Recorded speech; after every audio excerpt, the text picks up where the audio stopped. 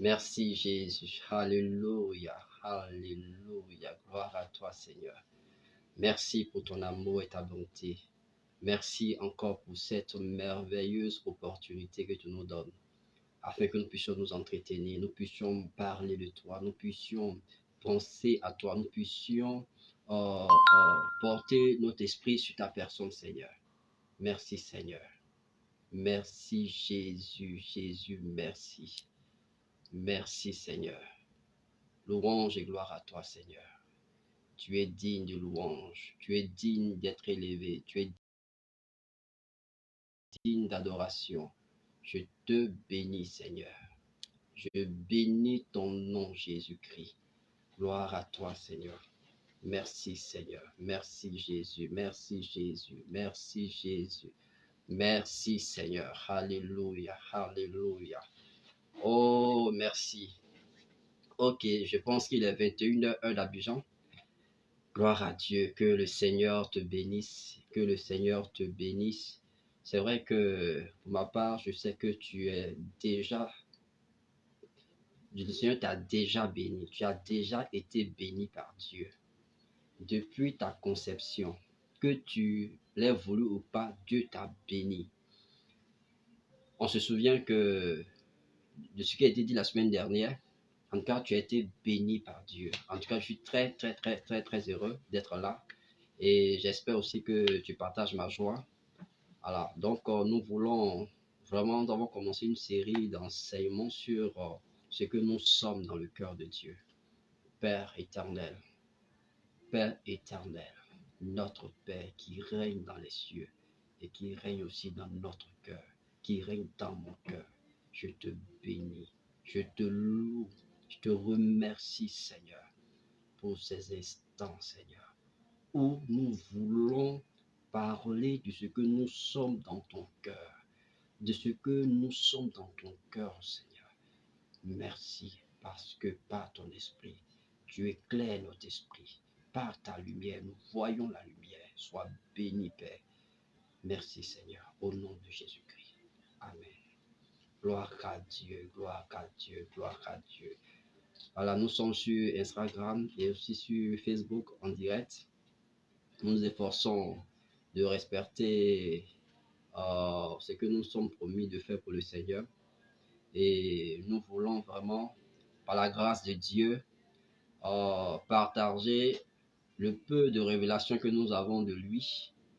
Et donc, depuis quelques semaines, déjà 2 semaines, nous parlons de ce que nous sommes dans le cœur de Dieu. Ce que nous sommes dans le cœur de Dieu. Et nous avons vu la première dimension de ce que nous sommes dans le cœur de Dieu, qui consiste à ce que Dieu, au début de toutes choses, c'est lui qui nous a créés. Et en créant, il dit, faisons l'homme à notre image. Faisons l'homme à notre image, selon notre ressemblance. Et nous avons montré au travers ce que nous avons pu partager que d'abord nous avons été créés selon l'image de Dieu et selon aussi à sa ressemblance. C'est-à-dire, si Dieu est saint, je suis saint. Si Dieu est beau, je suis beau. S'il est glorieux, je suis glorieux. Donc, personne ne peut me traiter de vilain parce que je suis l'image de Dieu. Personne ne peut me traiter de laid parce que je suis l'image de Dieu. Tu es l'image de Dieu. Tu es l'image de Dieu. Mais non seulement tu as été créé à son image, mais tu as aussi été créé à sa ressemblance. Donc, j'ai aussi le caractère de Dieu. J'ai le caractère de Dieu. J'ai le comportement de Dieu. Je peux penser comme il pense parce que j'ai été créé aussi à sa ressemblance. Alléluia.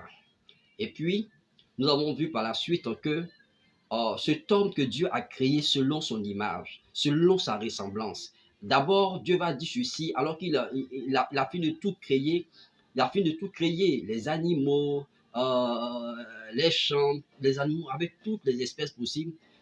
Quand il s'agit de la création de l'homme, Dieu dira ceci, faisons l'homme à notre image. C'est-à-dire Dieu le Père, Dieu le Fils et Dieu le Saint-Esprit. Dieu dit, faisons l'homme à notre image, afin qu'il soit selon nous, qu'il nous ressemble, qu'il soit semblable à nous. Donc, vous voyez, dans la pensée de Dieu, c'est que nous soyons vraiment qu'on appelle le reflet. Dieu a voulu que l'homme soit son reflet. Dieu a voulu que l'homme soit son reflet et Dieu créa l'homme et la femme. Dieu créa l'homme et la femme. Et nous avons vu la semaine dernière que cet homme que Dieu a créé, que Dieu a béni, à qui Dieu a donné toutes sortes d'autorités, de pouvoir, au point de pouvoir nommer chaque animal du jardin. Et quand il nommait lorsqu'il donnait le nom à un animal, l'animal se revêt en même temps du caractère, du comportement, vraiment de son nom mystérieux. Donc, Dieu donne ce pouvoir à l'homme. Mais nous verrons par la suite que cet homme que Dieu a créé, à qui Dieu a donné toutes sortes de grâces et de bénédictions, cet homme va perdre, il sera déchu à cause du péché. Et l'homme a décidé de pécher contre Dieu, de désobéir à la parole de Dieu, où Dieu lui a dit de ne pas manger le fruit de l'arbre interdit, et l'homme a mangé ce fruit. Et quand l'homme a mangé, l'homme a péché contre Dieu. Et même si ce n'est pas le thème de mon message, le péché, c'est quand on ne se soucie pas de ce que Dieu dit. Quand on ne fait pas ce que Dieu dit. Quand on sort du standard de ce que Dieu a prévu pour nous, c'est ça le péché. Sortir du standard de ce que Dieu a prévu pour moi, je suis dans le péché. Donc, Dieu va se séparer, c'est-à-dire l'homme va se séparer de Dieu et ainsi le process, ce que Dieu a prévu pour l'homme va s'arrêter parce que l'homme a été déchu. Donc, la première dimension, c'est que nous avons été créés à l'image de Dieu. Et aujourd'hui, nous voulons déjà entamer la deuxième dimension de ce que nous sommes dans le cœur de Dieu. Je t'assure, lorsque nous allons finir de dire ces choses, plus jamais, tu vas te laisser balloter par toutes sortes d'impressions bizarres, des propos bizarres, des choses qui t'amènent souvent même à douter de qui tu es, de ce que tu as en Dieu, en Christ. Amen. Donc, le texte qui sera soumis à notre étude ou sur lequel nous allons nous appuyer, c'est le livre d'Éphésiens. Nous allons lire à partir du chapitre 1, à partir du verset 1er. Il est dit ceci, je vais lire. Paul, apôtre de Jésus-Christ, par la volonté de Dieu, aux saints qui sont à Éphèse et aux fidèles en Jésus-Christ. Que la grâce et la paix vous soient données de la part de Dieu notre Père et du Seigneur Jésus-Christ. Béni soit Dieu, le Père de notre Seigneur Jésus-Christ, qui nous a bénis de toutes sortes de bénédictions spirituelles dans les lieux célestes en Christ. En lui, Dieu nous a élus avant la fondation du monde pour que nous soyons saints et irrépréhensibles devant lui, nous ayant prédestinés dans son amour à être ses enfants d'adoption par Jésus-Christ, selon le bon plaisir de sa volonté, à la louange de la gloire de sa grâce qu'il nous a accordée en son bien-aimé. Alléluia. Verset 7. En lui, nous avons la rédemption par son sang, la rémission des péchés selon la richesse de la grâce. Au verset 8, toujours Éphésiens, que Dieu a répandu abondamment sur nous par toute espèce de sagesse, et d'intelligence, nous faisant connaître le mystère de sa volonté selon le bienveillant dessein qu'il avait formé en lui-même. Le verset 9, sur lequel nous allons nous attarder aujourd'hui, avant maintenant de parler des différents aspects de cette dimension de ce que nous sommes, cette deuxième dimension de ce que nous sommes. Donc, au verset 9, il dit, nous faisons connaître le mystère de sa volonté selon le bienveillant dessein qu'il avait formé en lui-même pour le mettre à exécution lorsque les temps seraient accomplis, de réunir toutes choses où en Christ. Par qui? En Christ. Celles qui sont dans les cieux et celles qui sont sur la terre. En lui, nous sommes aussi devenus héritiers ayant été prédestinés suivant la résolution de celui qui opère toutes choses d'après le conseil de sa volonté, afin que nous servions à la louange de la gloire, nous qui d'avance avons espéré en Christ. En lui, vous aussi, après avoir entendu la parole de la vérité, l'évangile de votre salut, en lui, vous avez cru et vous avez été scellés du Saint-Esprit qui avait été promis, lequel est un gage de notre héritage pour la rédemption de ceux que Dieu s'est acquis à la louange de sa gloire. Waouh, quelle révélation! C'est pourquoi moi aussi, ayant entendu parler de votre foi au Seigneur Jésus-Christ et de votre charité pour tous les saints, je ne cesse de rendre grâce pour vous, faisant mention de vous dans mes prières, afin que le Dieu de notre Seigneur Jésus-Christ, le Père de gloire, vous donne un esprit de sagesse et de révélation dans sa connaissance, et qu'il illumine les yeux de votre cœur, pour que vous sachiez quelle est l'espérance qui s'attache à son appel, quelle est la richesse de la gloire de son héritage qu'il réserve aux saints, et quelle est envers nous qui croyons l'infinie grandeur de sa puissance se manifestant avec efficacité par la vertu de sa force qu'il a déployée en Christ, en le ressuscitant des morts et en le faisant asseoir à sa droite dans les lieux célestes, au-dessus de toute domination, de toute autorité, de toute puissance, de toute dignité, de tout nom qui se peut nommer, non seulement dans le siècle présent, mais encore dans le siècle à venir. Il a tout mis sous ses pieds, il a donné pour chef suprême à l'Église qui est son corps, la plénitude de celui qui remplit tout en tous. Alléluia. Gloire à Dieu. C'est vrai que nous avons lu un long texte, mais je pense que ceci aussi est nécessaire. C'est vrai que je peux parler et puis citer ou paraphraser les textes comme je le fais d'habitude, mais il est bon souvent aussi de lire pour qu'on sache que ce n'est pas le fruit seulement de mon imagination, mais c'est ce qui est écrit. Donc nous parlons de la deuxième dimension de ce que nous sommes dans le cœur de Dieu, la deuxième dimension. Et dans le passage dont nous venons de lire, il est dit ici que Dieu nous a bénis de toutes sortes de bénédictions dans les lieux célestes, mais en Christ. Mais vous verrez au verset 9, il est dit ici que Dieu nous faisant connaître le mystère de sa volonté selon le bienveillant dessein qu'il avait formé en lui-même.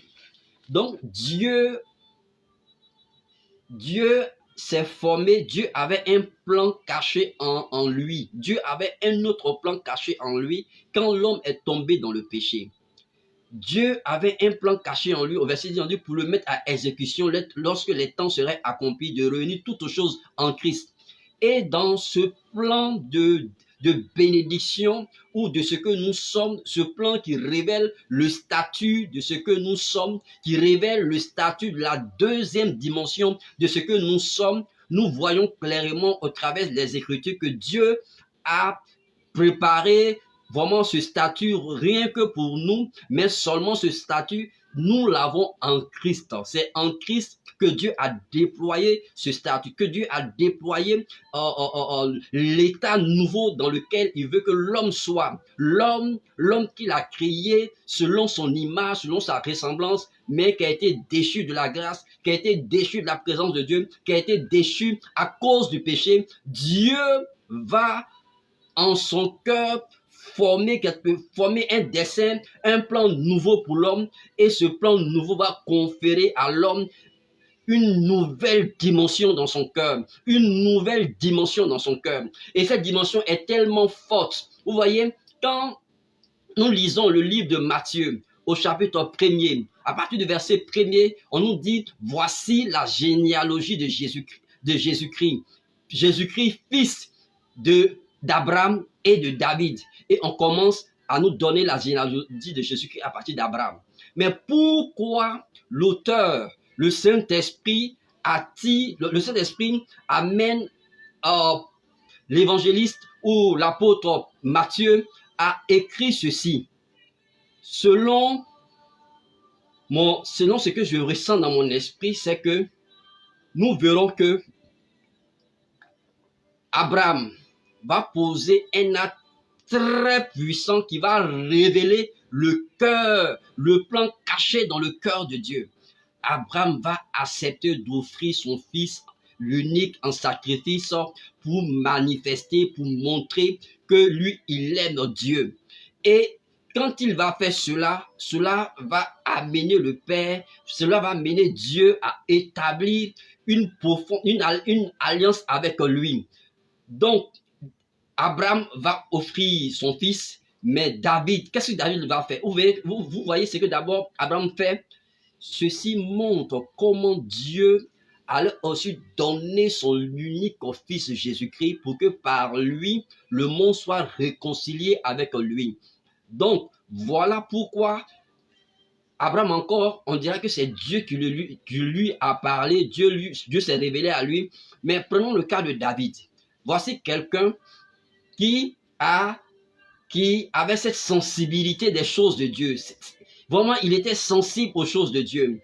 Et David, un jour, marchant dans son palais, il va se rendre compte que l'arche de l'alliance, l'arche qui représentait la présence, qui était le symbole de la présence de Dieu, qui était le symbole du Saint-Esprit. L'arche est sous une tente, alors que lui, il habite un beau palais. Il est dans un palais royal.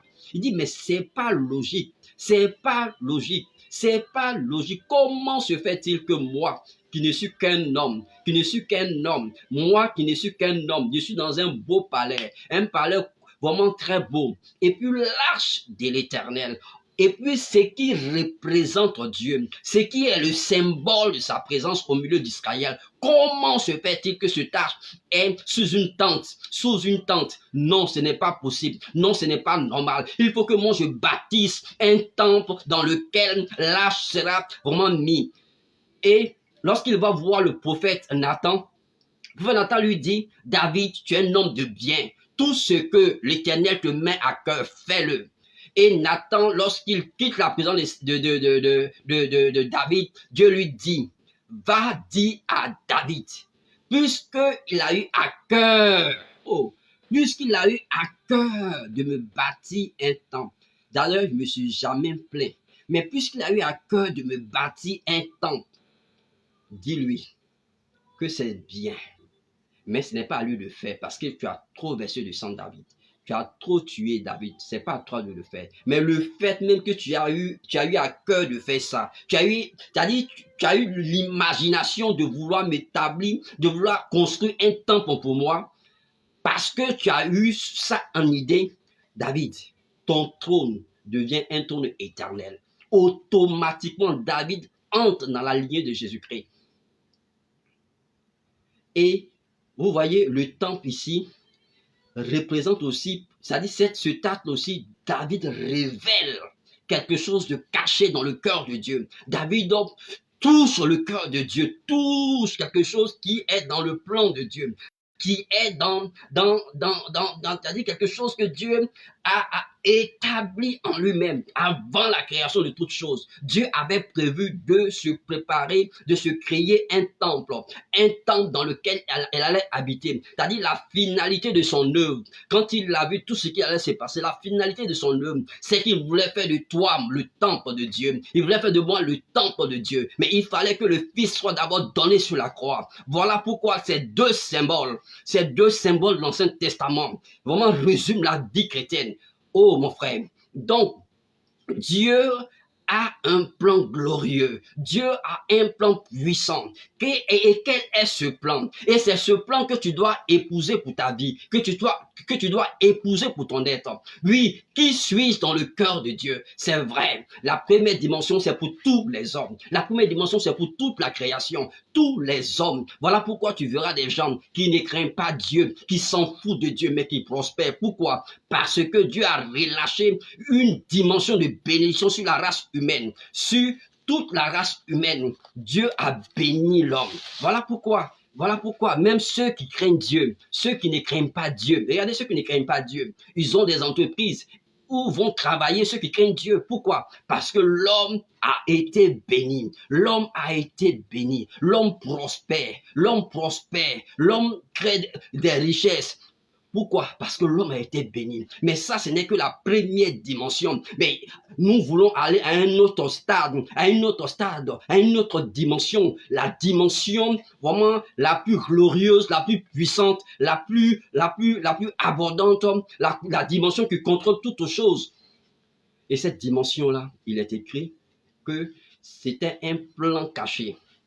C'était un plan caché. Aujourd'hui, j'introduis cela. C'était un plan caché. Le plan caché que Dieu va révéler en ces temps de réunir toutes choses en Christ. Donc, Christ, Jésus-Christ, est le plan caché de Dieu pour réconcilier le monde avec lui, pour réconcilier le monde avec lui, pour réconcilier le monde avec lui, pour amener tout un chacun à épouser son image originale qu'il a perdue dans le jardin d'Éden lorsque Adam a péché, lorsque Adam a été chassé de la présence de Dieu, lorsque nous épousons cette nouvelle identité, nous rentrons dans une nouvelle dimension où nous pouvons être en communion avec le Père, en communion avec Dieu. Nous avons la capacité de l'entendre, la capacité de nous laisser conduire par lui, la capacité de l'aimer, la capacité de l'adorer, la capacité de nous mettre à sa disposition parce que nous avons épousé notre image originale. Nous avons épousé ce qui était dans le cœur du Père. Et cela n'est manifeste qu'en Christ. Nous verrons dans les jours à venir le détail de ce que nous sommes en Christ, qui je suis en Christ. Nous sommes partis de qui je suis en, quel est le plan, qu'est-ce que je suis dans le plan de Dieu, dans le cœur de Dieu, qui suis dans le cœur de Dieu.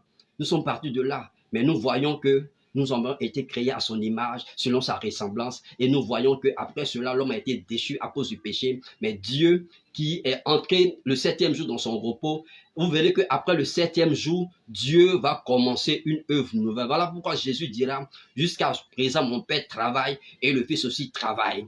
Et Dieu va continuer de travailler au salut de l'humanité jusqu'à ce que Christ meure à la croix. Et quand il meurt à la croix, il va prononcer cette parole puissante, tout est accompli.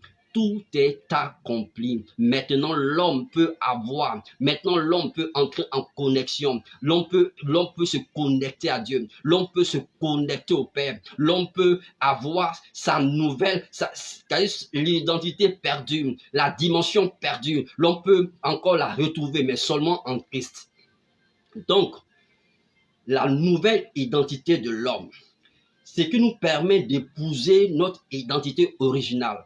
Cela n'est manifeste seulement qu'en Christ, en Jésus-Christ. Si tu n'es pas en Christ, si tu n'as pas Jésus-Christ, je ne dis pas que tu crois à l'existence de Jésus, mais si tu n'as pas Jésus dans ton cœur, si tu ne l'as pas accepté comme Sauveur et Seigneur, si tu ne l'as pas accepté comme Sauveur et Seigneur, il est impossible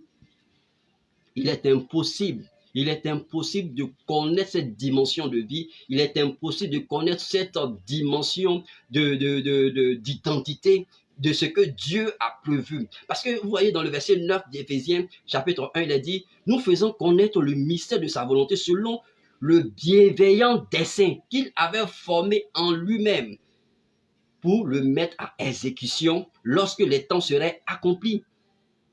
De réunir toutes choses en Christ. C'est en Christ que tout est réuni, toutes choses sont réunies. Et vous verrez tout ce que nous avons lu en lui. Dieu nous a élus avant la fondation du monde. Avant la fondation du monde. Avant que le monde ne soit. C'est en Christ que Dieu nous a élus. C'est en Christ que Dieu nous a prédestinés. Oui, si tu es en Christ, tu fais partie de ceux que Dieu a prédestinés de revêtir son identité, de revêtir sa gloire, de revêtir sa grandeur, de revêtir sa sainteté, de revêtir son autorité, de revêtir son pouvoir. Si seulement tu es en Christ.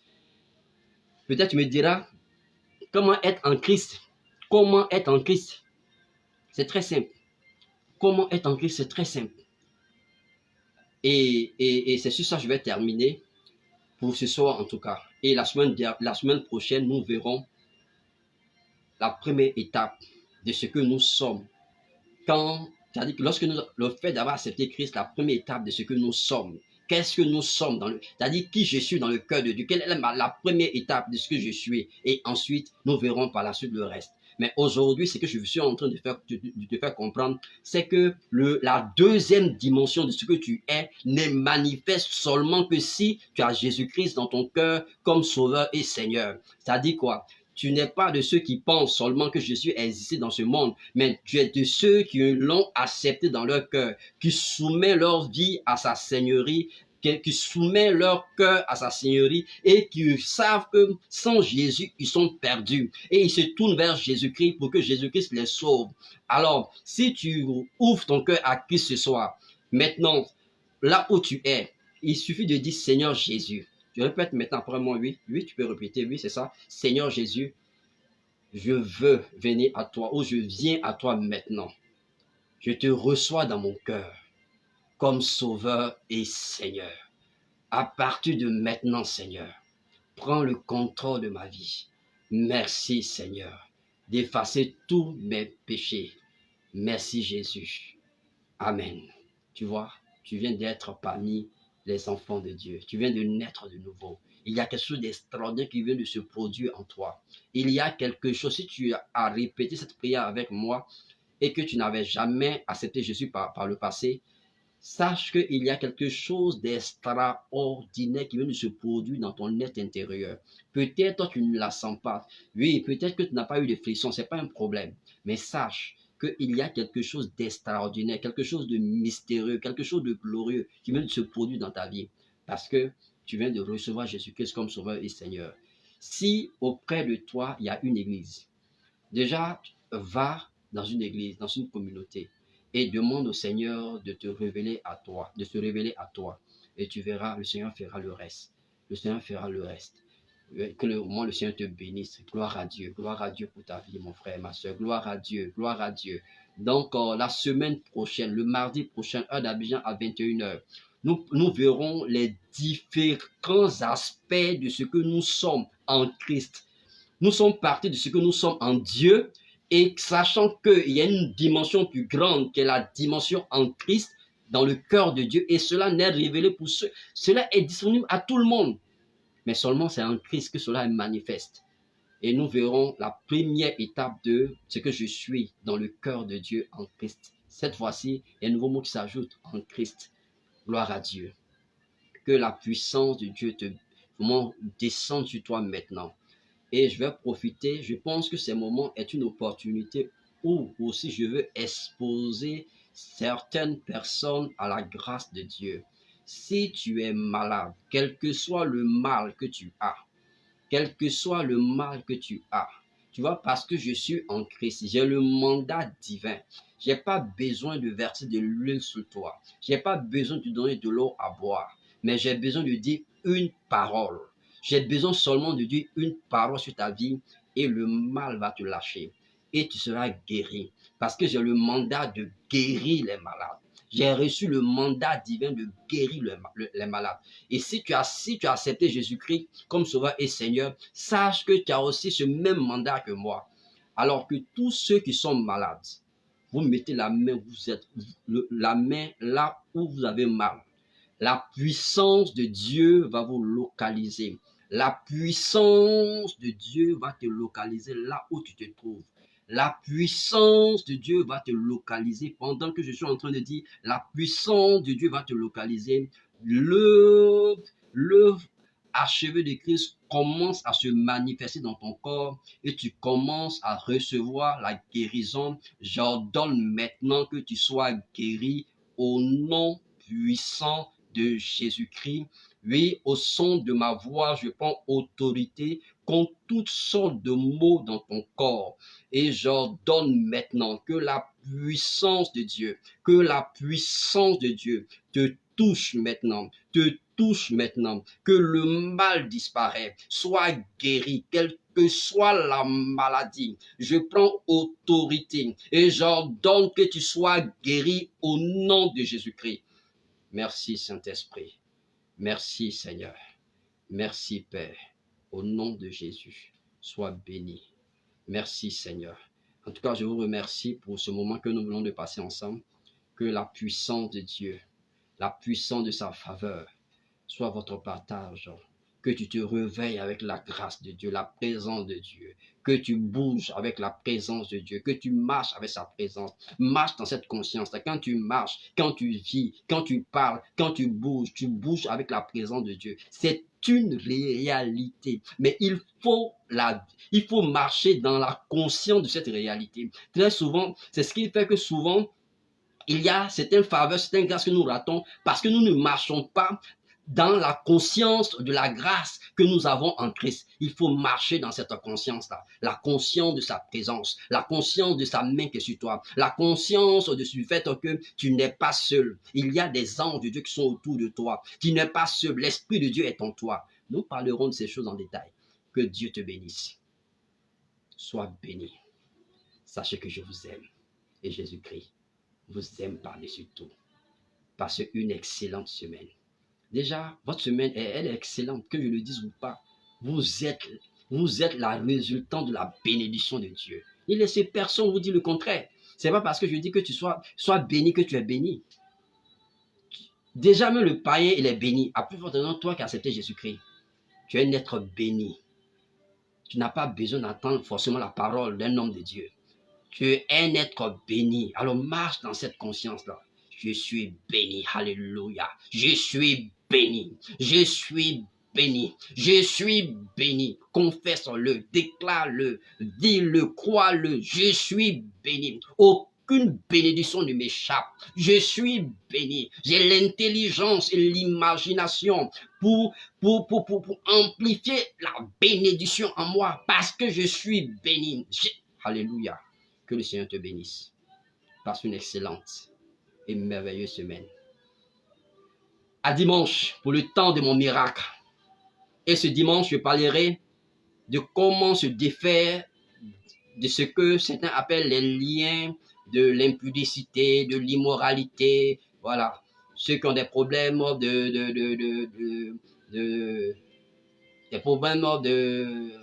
d'abstinence sexuelle. Nous allons parler, vous verrez que Jésus a résolu le problème. Donc, c'est ces choses sur lesquelles nous allons parler. Hein, et vous verrez si vous êtes possédé ou pas. Enfin, si vous êtes en Christ. Que le Seigneur vous bénisse. Et à très bientôt. Je vous aime.